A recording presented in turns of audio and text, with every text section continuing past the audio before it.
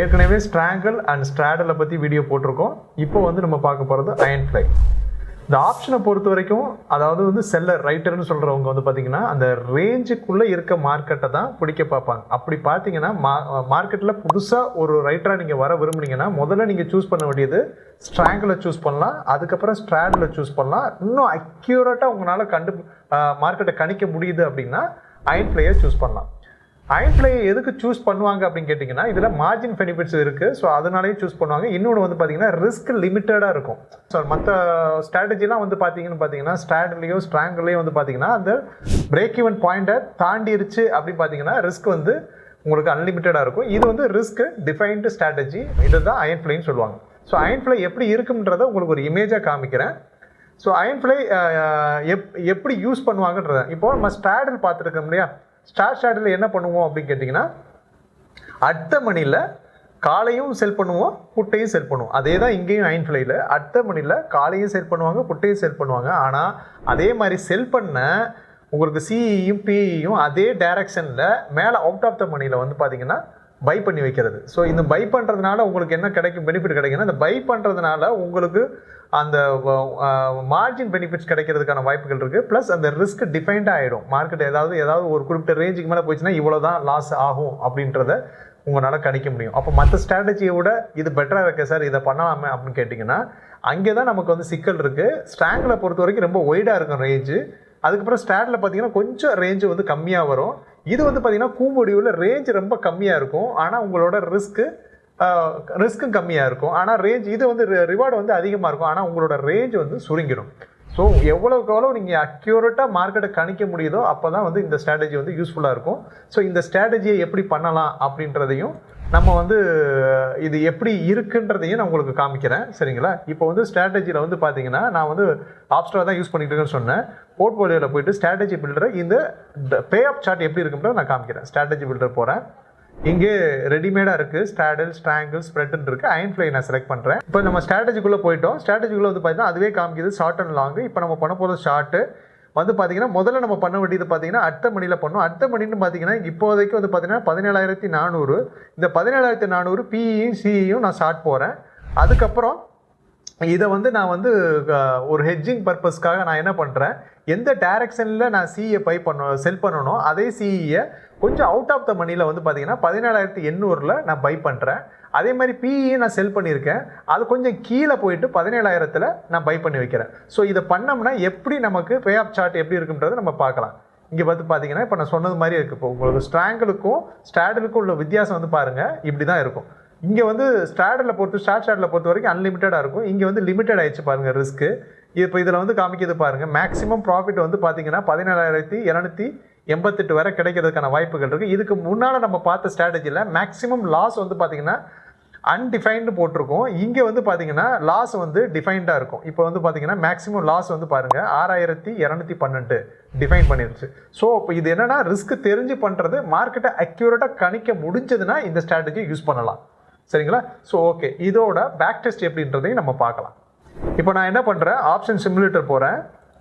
ஏற்கனவே போனது தான். நான் இப்போ எடுத்து வச்சிருக்கிறது நிஃப்டி எடுத்து வச்சிருக்கேன். 13/2/2023 இருக்குது. நான் இதை என்ன பண்ணுறேன், 2ஆம் தேதி மாற்றிடுறேன். 23/2/2023 வரைக்கும் டேட். ஏன்னா பிப்ரவரி நான் சூஸ் பண்ணிருக்க கான்ட்ராக்ட் எக்ஸ்பைரி கான்ட்ராக்ட் வந்து பார்த்தீங்கன்னா 23 பிப்ரவரி 2023. இப்போ டேட் வந்து 2023 பிப்ரவரி 2ல் இருக்குது. ஸோ அன்னைக்கோட ஸ்பாட் ப்ரைஸ் வந்து பார்த்தீங்கன்னா 17,474. ஓகேங்களா. ஸோ இப்போ நம்ம என்ன பண்ண போகிறோம், அயன் ஃப்ளை பண்ண போகிறோம். அயன் ஃப்ளை என்ன பண்ணணும் அப்படின்னா அடுத்த மணியில் பண்ணணும். இப்போ அடுத்த மணியில் நம்ம என்ன பண்ணோம், ஸ்பாட் ப்ரைஸில் என்ன இருக்குன்னு பார்க்கணும். 17,474. நான் 17,500 ஸ்ட்ரைக்கை எடுக்கிறேன். 17,500 ஸ்ட்ரைக்கை எடுக்கிறேன்.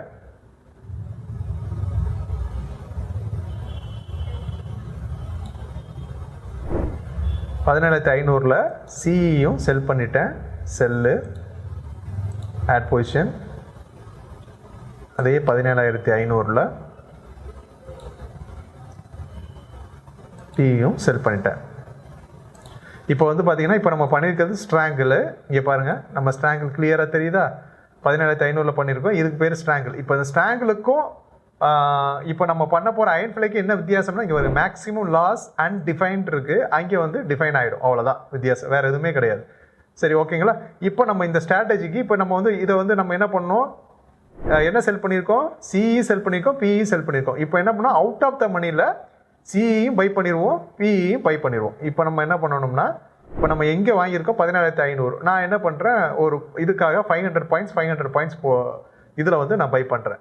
இப்போ மறுபடியும் நான் என்ன பண்ணுறேன், ஆப்ஷன் செயின் போகிறேன். ஸோ பிஇ அப்போ நம்ம இங்கே என்ன பண்ணணும், 17,000 பை பண்ணணும், செல் பண்ணியிருக்கோம் இல்லையா? ஸோ 17,000 இங்கே பாருங்கள், பிஇயை மறுபடியும் நான் என்ன பண்ணுறேன், பை பண்ணுறேன். இங்கே செல்லுன்னு இருக்கிறத பையாக மாற்றிடுறேன், ஆட் பொசிஷன் கொடுக்குறேன், பையாக மாறிடுச்சு.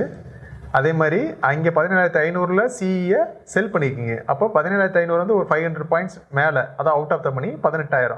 ஸோ 18,000 நான் வந்து என்ன பண்ணுறேன், சிஇயை பை பண்ணிடுறேன்.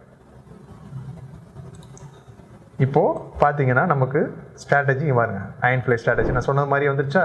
முதல் ரிஸ்க் என்னவா இருந்தது, அன்டிஃபைன்டாக இருந்தது. இப்போ பாருங்கள், மேக்ஸிமம் லாஸ் 6,592, மேக்ஸிமம் லாபம் 18,357.50 வரைக்கும் கிடைக்கிறதுக்கு வாய்ப்பு இருக்குது. ஸோ இது என்ன சொல்லுதுன்னா, இந்த மார்க்கெட் இந்த ரேஞ்ச் இப்போ எங்கே இருக்கோ அதோட செட்டில்மெண்ட் டேட்டில் அந்த இடத்துல செட்டில் ஆச்சுன்னா உங்களுக்கு மேக்ஸிமம் லாபம் 18,357.5 வரைக்கும் கிடைக்கிறதுக்கான வாய்ப்புகள் இருக்குது அப்படின்றது தான் அது சொல்லுது.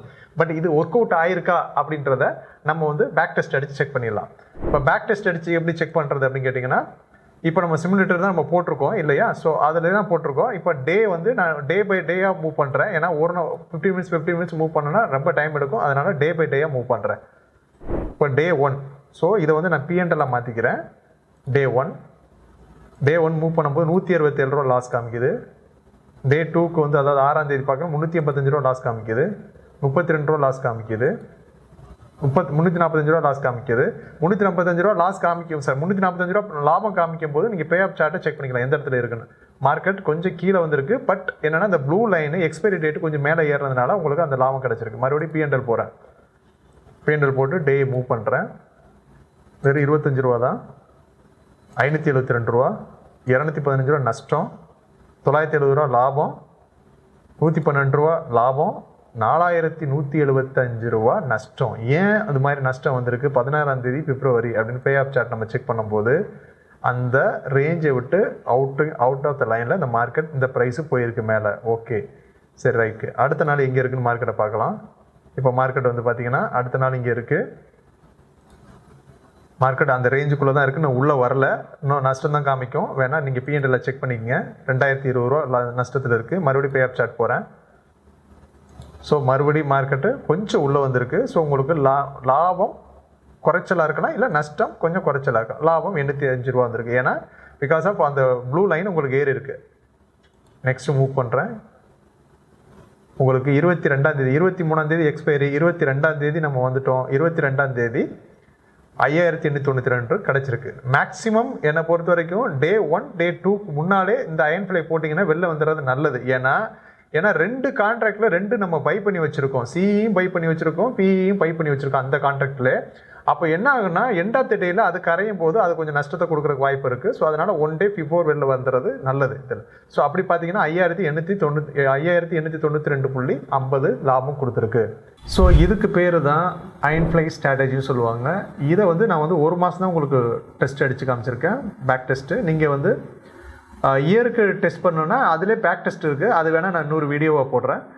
இதை நீங்கள் செக் பண்ணிவிட்டு நீங்கள் பண்ணிக்கலாம். ஸோ இது வந்து மார்க்கெட் அக்யூரசி உங்களால் கரெக்டாக கணிக்க முடியும்னா நீங்கள் இந்த ஸ்ட்ராட்டஜி யூஸ் பண்ணுறது நல்லது. நன்றி, வணக்கம். இன்னொரு வீடியோவில் பார்க்கலாம்.